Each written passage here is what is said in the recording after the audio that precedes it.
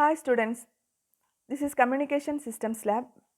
I welcome all of you to the Communication Systems Lab, and first we will familiarize with the various microwave components used in the microwave lab, and we will start with the power supply. The basic power supplies used in the microwave lab are Klystron power supply and the gun power supply. First we will discuss about the Klystron power supply. The Klystron power supply is used to supply power to the Klystron oscillator. You can see here there is a display and which will display the values of voltages or current, whatever be the values that is supplied by the power supply. And there are different knobs which is used for adjusting the voltage, current, frequency, etc. First of all, see, there is a beam voltage knob. You can see here, this is the beam voltage knob and it is used for varying the beam voltage or current. See, in order to select the voltage value, current value or reflected voltage value, there is a meter select switch. V corresponds to voltage, C corresponds to current, REF corresponds to reflected voltage. So if you are putting this knob into in any direction, if it is pointing to the voltage value, then this display will displays the voltage value, and you can vary the voltage by using this beam voltage knob. So if it is pointing to the C, if you are putting the knob to the C, then this display will displays the current value, and that current value can be varied by using this beam voltage switch. Similarly, there are other knobs, that is modulation knob, and by using this knob you can select AM, FM or continuous wave modulation, etc. and the parameters correspond to this amplitude modulation and frequency modulation, etc. can be varied by using these switches, and amplitude can be varied by using this, and frequency can be varied by using this. So this is the Klystron power supply, and it is used for supplying power to the Klystron oscillator, and the output from this supply is taken from this knob, and a wire will be connected here, and that wire will be connected to the various devices such as Klystron. See, next we will go to the gun power supply, and here is a display, and usually this gun power supply is used for powering the gun diode or gun oscillator or pin modulator or pin diode. That means it is basically used for giving power to the gun diode or pin diode, and the knobs which is used for powering the varying the voltage or current for the gun diode is these two knobs, and for the pin modulator or for the pin diode the knobs we are using is these two knobs. So that the output will be taken from these knobs, and this knob is for gun diode and this knob is for pin diode. So the output from this power supply will be taken from here, and so we will connect a cable here, and that cable will be used to power the other end of the cable will be used to connect to the gun diode or pin diode. So there is a switch here, so you can turn this switch either upwards or downwards. The upward direction shows the voltage and downward direction shows the current. If you are putting it in the upward direction, so the display will shows the voltage for the gun power supply, and the voltage value can be varied by using this gun bias. So if you are putting the knob to the downward direction, then current will be displaying here, and the current value can be varied by using this gun bias. Similarly, for the pin modulator or pin diode, the amplitude can be varied by using this switch, and frequency can be varied by using this switch. So corresponding value will be displayed on this gun power supply, and the output can be taken from here. This is for gun and this is for pin. So next we will go to the different components used in the microwave lab in order to set up the microwave workbenches. So first is the gun diode. You can see here that there is a knob here. Usually the power supply knob will be connected to here. So the power coming from the gun power supply will be going to this section. Inside this there will be a gun diode. So this gun diode will oscillate, and that will produce various microwave frequencies. So that frequency will be going to this waveguide like this. So due to the oscillations, there will be heat produced in the gun oscillator, and that heat will be eliminated by using the heat sink, but it is not it is not enough to eliminate the whole heat, so we will provide an external fan to this gun diode.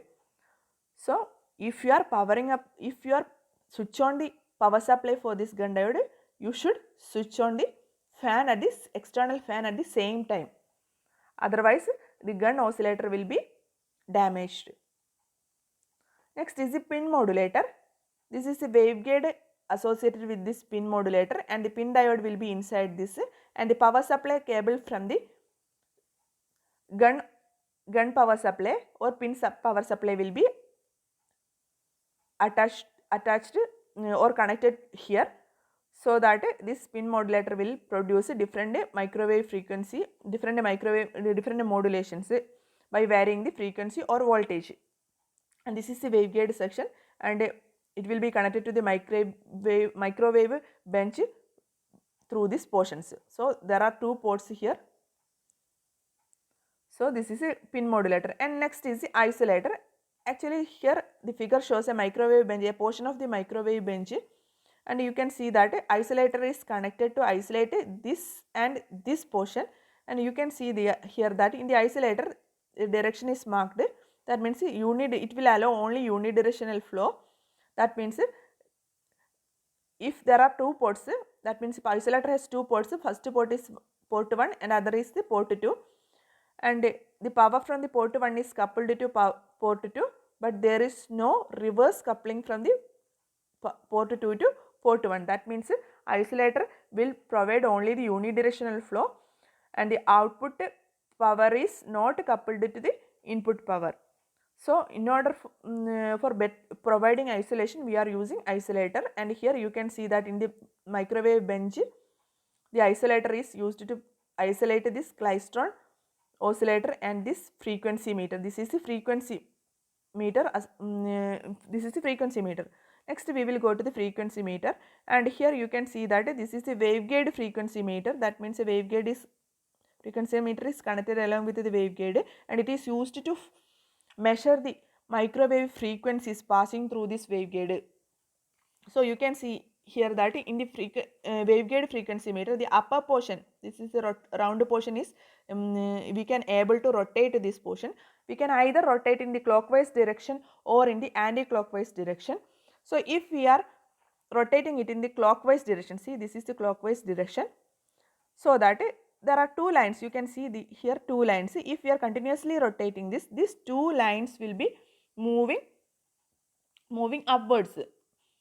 If you rotate in the clockwise direction, that two lines can move up. So or either if we are rotating this in the anti-clockwise direction, then these two lines will go downwards. So in order to read the frequency, we have to first look at the VSWR meter. When the VSWR meter, which is the output meter which for showing the deflection, so once the VSWR meter shows the deflection, then we should stop rotating this upper portion, so that we can see there is a line. When we stop rotating this line will cross some of the points in the two lines, inside the two lines. See, you can see here that there are two black lines, and inside that there are readings, and that corresponds to the microwave frequencies, and we can select a frequency which crosses this red line. So here this is the frequency. Actually it is not readable from here, but in the experimental setup you should read it from the lab. Okay, so you should read the frequency that is situated in between these two black lines. So that frequency will correspond to the microwave frequency which is traveling through this waveguide. So that is about the waveguide frequency meter. And next is the waveguide slotted section, and basically it is used for measuring the wavelength measurement, or it is used for unknown impedance measurement in the experimental setup. You have an experiment for measuring the wavelength. So this slotted section, that is this is a waveguide slotted section, waveguide is attached to it. So waveguide slotted section you will be using that waveguide slotted section. You can see that if you are looking from the top side, you can see here there is a slot at the center of this waveguide. You can see here there is a slot at the center of the waveguide, and you can see here that there is a knob. If you are rotating this knob, this probe will be moving through this slotted section. See, if you are continuously rotating this probe will be moving through this slotted section, and actually this probe, inside this probe there is a thin wire, and that thin wire will be moving through this slotted section, so that the microwave frequencies going through this waveguide will be cut by that thin wire. And you can see that there is a slot, and a cable connected to this slot will be given to the VSWR meter, and when this probe cut the microwave frequencies or microwave waves, electromagnetic waves inside this waveguide, a deflection will be shown in the VSWR meter, and the VSWR meter shows the deflections corresponding to 2 consecutive maxima or 2 consecutive minima, so that we can find out the distance between these 2 consecutive maxima or 2 consecutive minima. So that will correspond to the half of the wavelength. So we can find out the wavelength, and in the experiment, if you are doing the experiment, we will go to the details. We will go to the details. Okay. So basically this slotted section is used for measuring the wavelength, and this probe will be moving through the slot of the waveguide. So that got the name slotted section. So next is the detector mount, and usually this detector mount is used to take the output power from the waveguide or microwave bench setup. So if we want to find out the power, we will connect this detector mount at the end of the microwave workbench. So it contains a pin detector, and an output cable will be associated with this pin detector, and that cable will go to the VSWR meter, and which gives the output power in watt. See, if in the microwave bench, if you want to take the output from here, we will connect a detector mount here. Okay. So next is the matched termination.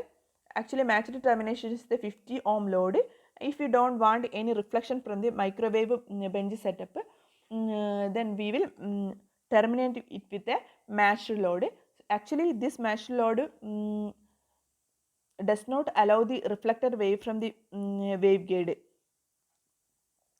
So this is all about the various components used in the microwave lab, and next we will go to the different networks used in the microwave laboratory, and one of the most important network is the directional coupler. It is a 4-port network. The ports are port 1, port 2, port 3 and port 4. Actually for reading the port numbers, suppose if we are giving the number 1 to this port, then the port that comes to the comes along this waveguide is the port number 2. So since it is associated with the waveguide itself, directly associated with this waveguide, so this port number 2 is called through port. So the port nearer to this through port is called coupled port. You can see that these two are two different waveguides. This one is one waveguide and other is another path. See, this is another waveguide. So these two waveguides are connected together in a parallel manner. So if a microwave power comes from this port, that will be going to this through port. So a part of this microwave power will be coupled to this port also. So this port is called a coupled port. So this is input port, this is through port, this is coupled port, and then there is a port 4, and that port 4 is terminated by matched load. So this is a matched or isolated port. So this is port 1, port 2, port 3 and port 4. So based on the orientation, the different ports will have different names. Suppose if you are changing the orientation like this, if you are giving input to this port, then it will be the port 1. This is the input port. So the port coming directly to this waveguide is the port 2, that is a through port. That means the port that is a part of this waveguide is a port through port. Okay. So this is a port that is a through port. So the port nearer to this through port will be the coupled port, and this here the coupled port is terminated with a matched termination. So it is a matched port or coupled port, and last one is this coupled port will be associated to isolated port. So this port will be the fourth port, that is isolated port. That means this is port 1, this is port 2, this is port 3, and this is port 4. So this is the input port, this is the through port, this is the coupled port, and this is the isolated port. So but if we are changing the orientation, then the port will have the different nomenclature or names. So if we want to find out the coupling factor, so we will give the input here. See, this is the port 1. So port 2 will be this one, and the coupled port is this one, that is port 3, and this is the isolated port. In order to find out the coupling factor, this is P1, that is the port 1, power associated with the first port is P1, and the power associated with the second port is P2, and the power associated with the coupled port is P3, and P4 there is no power output from this because it is terminated. So in order to find the coupling factor, we will take the ratio of P3 and P1. So if we want to find out the insertion losses, then we will give the input to this port. See, this is the port 1. To find the insertion losses, we will give the input to this. So through port is this one, that is port 2. So power associated with this port is P1, and the power associated with the through port is P2. So the insertion loss will be the ratio between this P1 and P2. See, you can see here that this will be the coupled port in this case, and this will be the isolated port. Similarly, if we want to find the isolation loss, we will give the input to, in order to find the isolation loss, we will give the input to this port 1. So port 2 will be this one, and this is the coupled port, and this is the isolation port. So we will take the, so this is P1 and this is P2, this is P3, and there is no power associated with it because it is terminated. So this will be the coupled port. So this is the isolated port. So the power associated with is P4. So we will take the ratio between this P4 and P1, that will give isolation loss.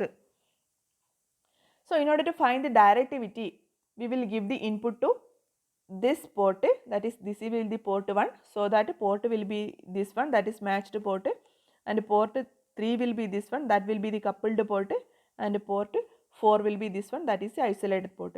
So based on the orientation, the nomenclature will be different. If we are giving the input to this, then the port coming direct to this will be the through port, and the port nearest to this through port will be the coupled port, and the port opposite to that of the coupled port will be the isolated port. So the ratio between P3 and P4, ratio between P3 is this one, ratio between P3 and P4 will give the directivity.